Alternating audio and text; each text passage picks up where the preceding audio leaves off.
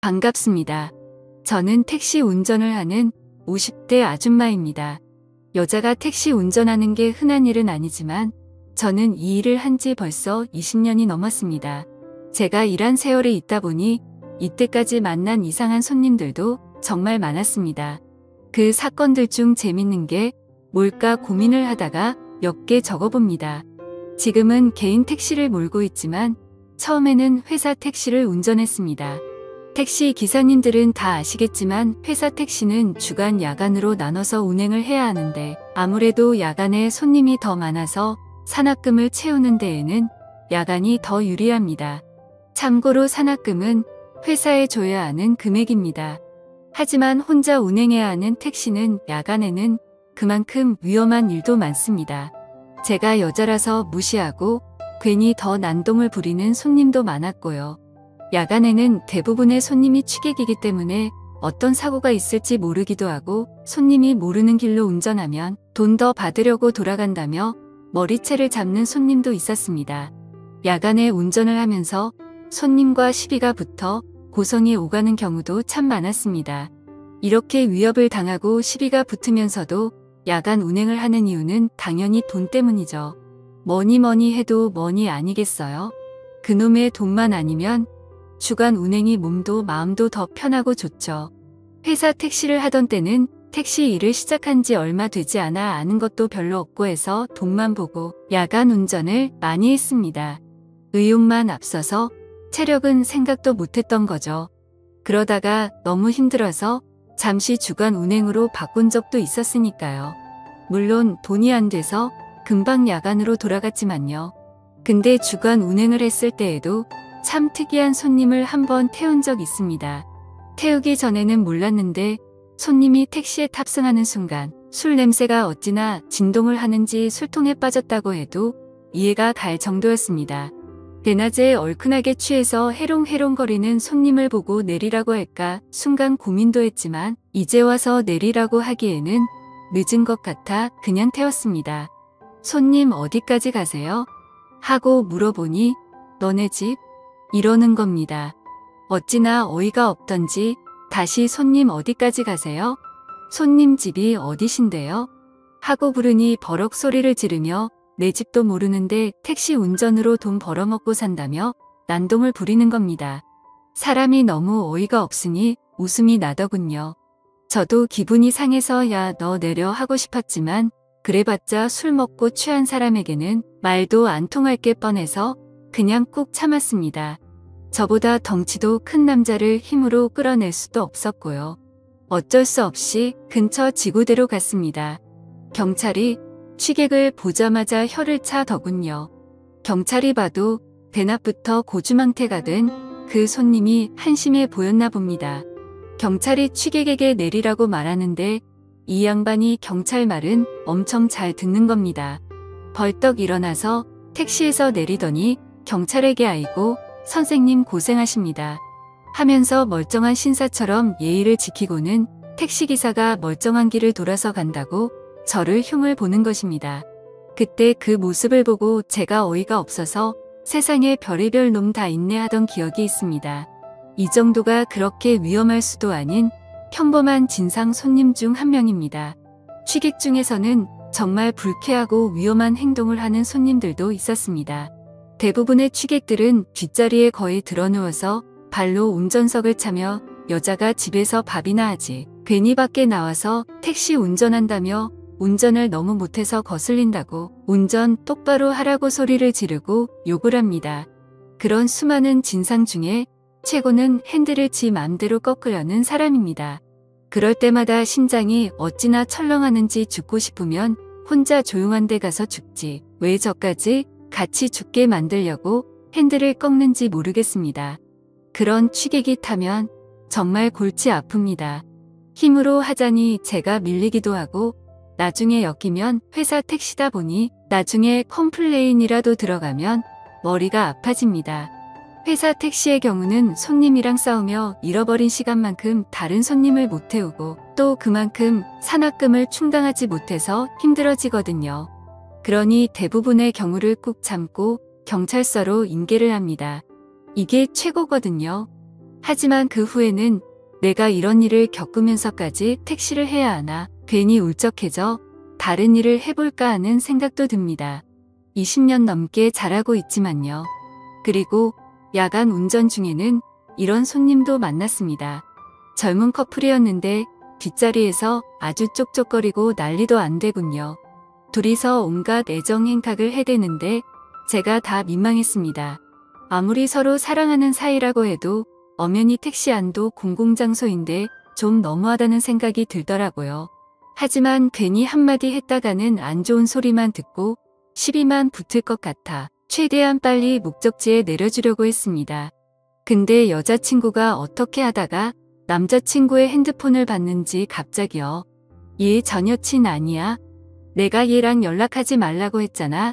이러면서 남자친구에게 욕을 퍼붓는 것입니다. 불과 1분 전만 해도 무인도에 떨어져도 오직 너만 있으면 된다는 식으로 내가 사랑하는 건 너뿐이야 라면서 서로 쪽쪽거리고 더 닿지 못해 안달이라는 식으로 굴었는데 그 통 메시지 하나로 분위기가 180도 바뀌었습니다. 아주 싸늘하다 못해 추울 지경이었습니다. 여자가 계속 화를 내고 소리를 지르니까 계속 사과하던 남자도 열이 받았는지 그냥 연락 와서 답장한 건데 왜 그래? 걔랑 지금 헤어진 사이고 지금은 아무 사이 아니야 이러면서 화를 내는 겁니다.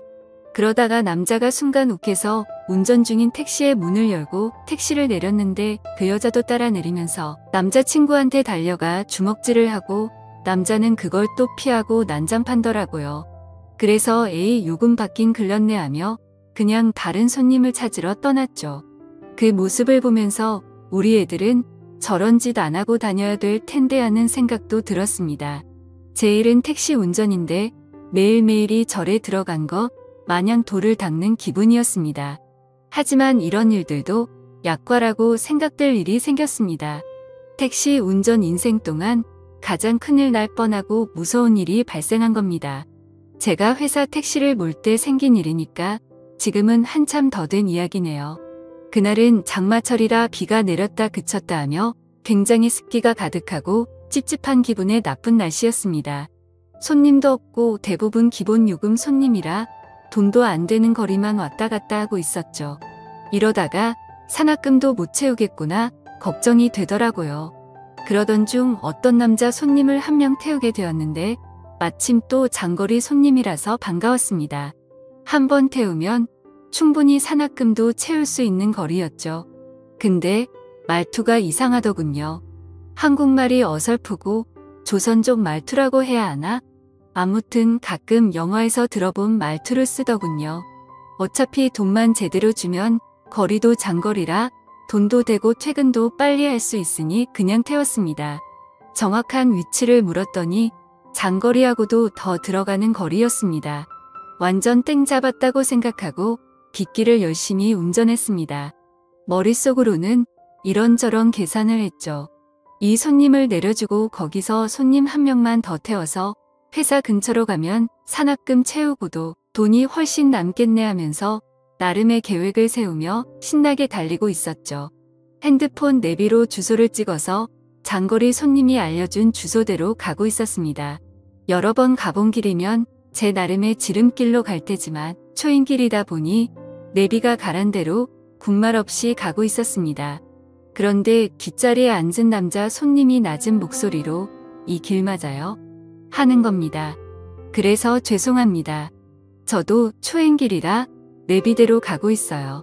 지름길 알려주시면 지름길로 갈게요 하고 최대한 친절하게 얘기를 했습니다. 그랬더니 아닙니다. 그냥 그대로 가주세요. 그러더군요. 속으로는 뭐지 이 사람 생각하며 목적지까지 열심히 달리고 있었습니다. 근데 거의 다 도착했을 무렵 갑자기 손님이 깜빡하고 돈을 두고 왔는데 이러는 겁니다.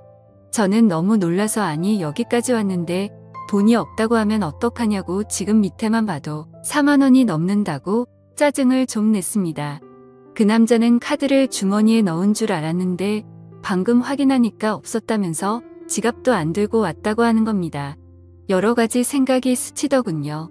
그냥 이 사람을 지구대에 넘겨버릴까? 아니면 재수 없었던 생각하고 돈 아까워도 그냥 여기서 내리라고 할까?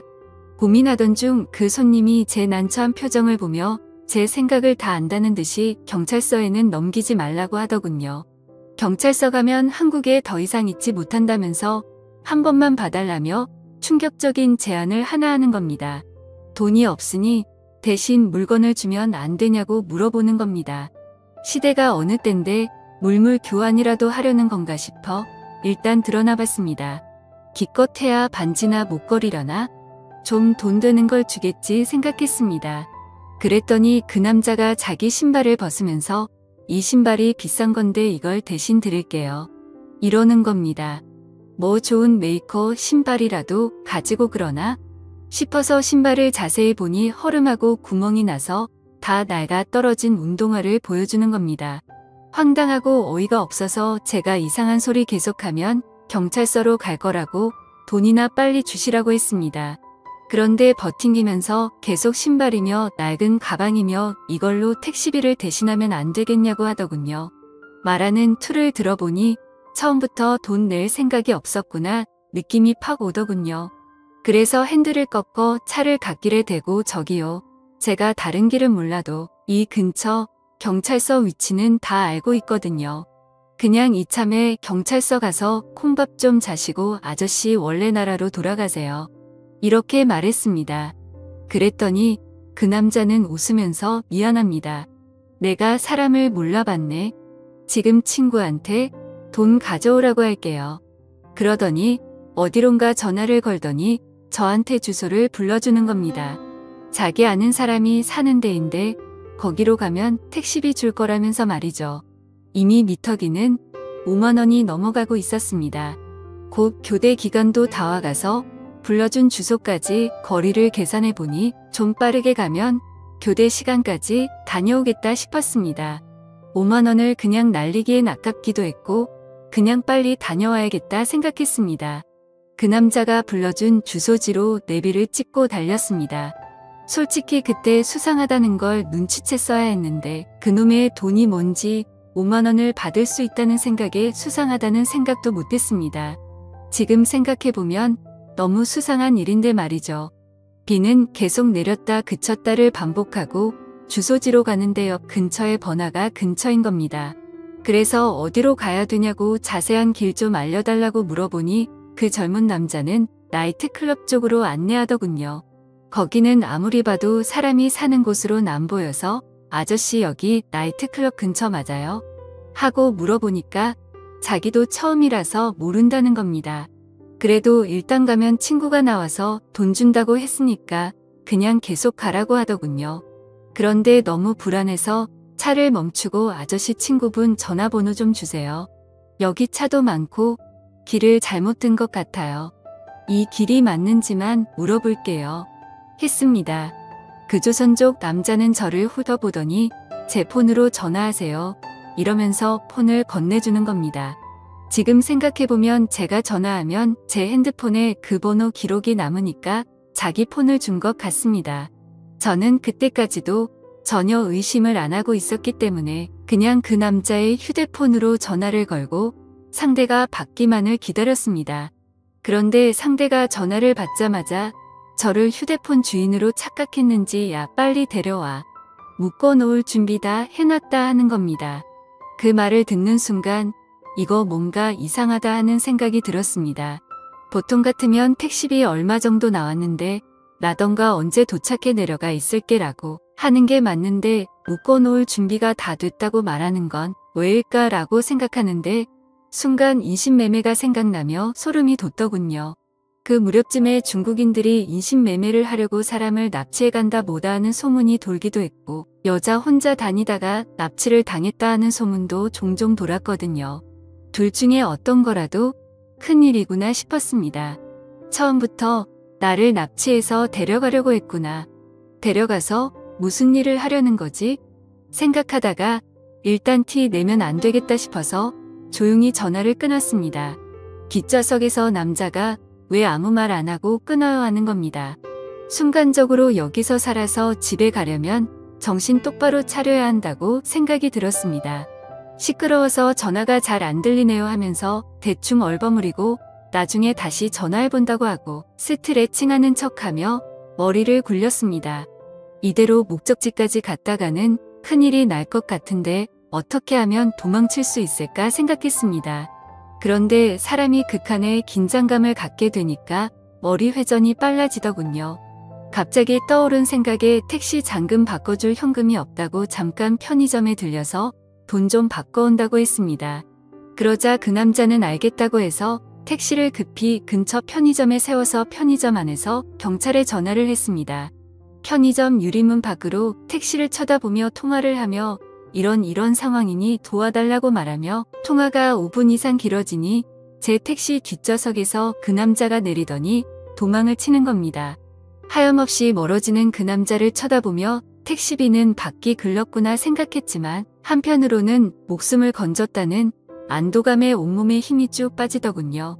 그래서 경찰 분과의 통화는 상황이 마무리되었다고 끊고 저는 편의점에서 나와 택시를 타고 잠금 장치를 잠궈 문을 다 잠궈버렸습니다. 에어컨 빵빵한 차 안에서 저는 식은땀을 정말 비오듯이 흘렸습니다. 제가 만약 그 조선족 남자 말만 믿고 그대로 목적지까지 운전했다면, 그리고 돈 5만 원을 받겠다고 그 남자한테 돈을 달라고 했다면 어떤 일이 생겼을까요? 지금 생각해도 너무 무섭고 끔찍한 경험이었습니다. 그날 회사에 돌아가 이 이야기를 동료 기사들에게 했더니 다들 잘 대처했다며 자기들이 겪은 일들을 이야기해 주더군요. 어떤 기사님은 옛날에 현금으로 택시비를 받으려고 했는데 뒷좌석에서 칼을 들이밀며 돈을 뺏어가는 강도를 만나기도 하고 고생하신다며 음료수를 주길래 아무 생각 없이 마셨다가 계속 배가 아파 병원에 간 일도 있었다는 겁니다. 근데 그런 일들보다 제가 겪은 일이 더 무섭다고 하시더군요. 하긴 제가 눈치를 못 챘으면 돈은커녕 제 목숨을 잃었을 수도 있었던 일이니까요. 그 후로는 비가 오는 날 밤에는 혼자서 택시를 잡는 사람은 경계하게 됐습니다. 저도 모르게 트라우마가 생긴 것 같습니다. 세상 살다 보면 이런 일도 있고 저런 일도 있겠지만 저도 나름 별의별 일을 겪었다고 생각하며 이렇게 사연을 보내봅니다. 제 이야기들을 끝까지 들어주셔서 감사합니다.